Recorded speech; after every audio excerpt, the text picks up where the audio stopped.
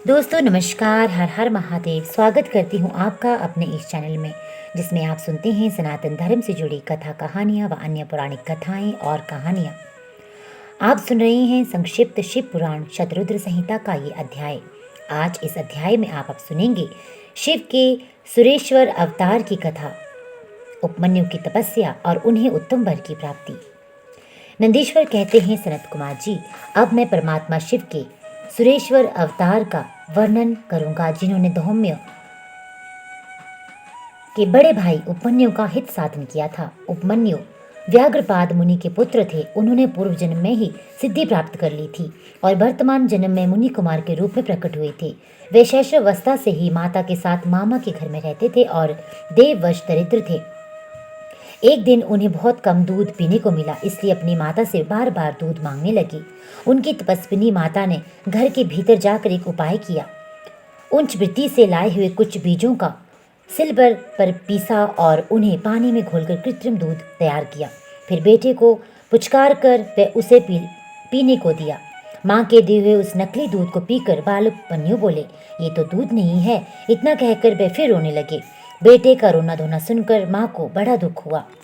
अपने हाथ से उपमन्यु की दोनों आंखें पोंछकर उनकी लक्ष्मी जैसी माता ने कहा, बेटा, हम लोग सदा वन में निवास करते हैं, हमें यहाँ दूध कहाँ से मिल सकता है। भगवान शिव की कृपा के बिना किसी को दूध नहीं मिलता। बस पूर्व जन्म में भगवान शिव के लिए जो कुछ किया गया है, वर्तमान जन्म में ही वही मिलता है। माता की ये बात सुनकर उपमन्यु ने भगवान शिव की आराधना करने का निश्चय किया। वे तपस्या के लिए हिमालय पर्वत पर गए और वहां वायु पीकर रहने लगे। उन्होंने 8 ईंटों का एक सुंदर मंदिर बनाया और उसके भीतर मिट्टी के शिवलिंग की स्थापना करके उसमें माता पार्वती सहित शिव का आवाहन किया। तत्पश्चात जंगल के पत्र पुष्प आदि ले आकर भक्ति भाव से पंचाक्षर मंत्र के उच्चारण पूर्वक सांब शिव की पूजा करने लगे।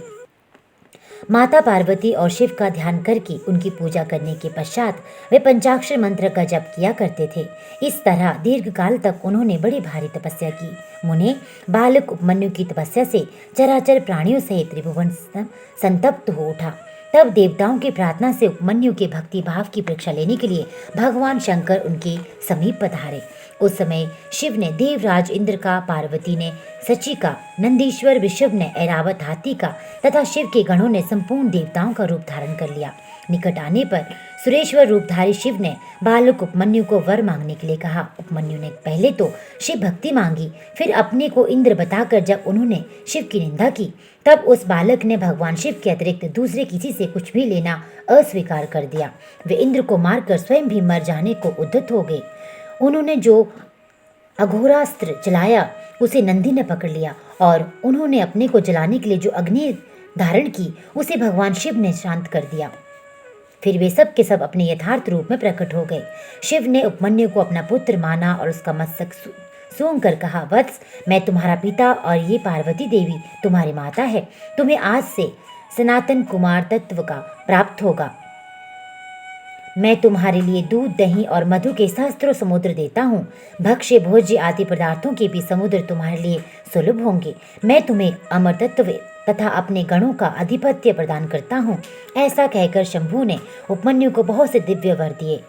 पाशुपत व्रत, पाशुपत ज्ञान तथा व्रत योग का उपदेश किया, प्रवचन की शक्ति दी और अपना परम पद अर्पित किया। फिर दोनों हाथों से उपमन्यु को हृदय से लगाकर उनका मस्तक सूंघा और देवी पार्वती को सौंपते हुए कहा, ये तुम्हारा बेटा है। पार्वती ने भी बड़े प्यार से उनके मस्तक पर अपना कर कमल रखा और उन्हें अक्षय कुमार पद प्रदान किया। शिव ने संतुष्ट होकर उनके लिए पिंडीभूत एवं अविनाशी साकार क्षीर सागर प्रस्तुत किया। साथ ही योग संबंधी ऐश्वर्य, नित्य संतोष, अक्षय ब्रह्म विद्या तथा उत्तम समृद्धि प्रदान की। उनके कुल और गोत्र के अक्षय होने का वरदान दिया और ये भी कहा कि मैं तुम्हारे इस आश्रम पर नित्य निवास करूंगा।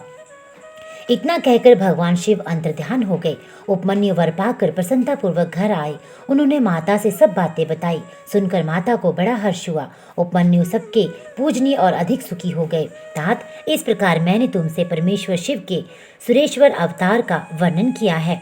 ये अवतार सत्पुरुषों को सदा ही सुख देने वाला है।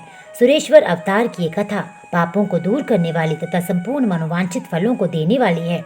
जो इसे भक्तिपूर्वक सुनता या सुनाता है वह संपूर्ण सुखों को भोगकर अंत में भगवान शिव को प्राप्त होता है। तो दोस्तों ये अध्ययन यहीं पे पूरा होता है।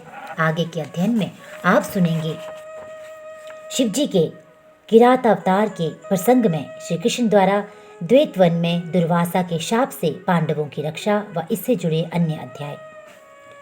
दोस्तों अगर आप इस चैनल में पहली बार जुड़े हैं तो वीडियो को सुनने के साथ साथ चैनल को सब्सक्राइब करना बिल्कुल ना भूलिएगा। साथ ही साथ बेल आइकन को भी प्रेस कर दीजिएगा ताकि हर बार वीडियोस की नोटिफिकेशन आपको मिलती रहे। वीडियो अगर अच्छी लगी हो तो अधिक से अधिक लाइक और शेयर करते रहिएगा ताकि सनातन धर्म से जुड़ी कथा कहानियों का अधिक से अधिक लोगों को लाभ मिल सके।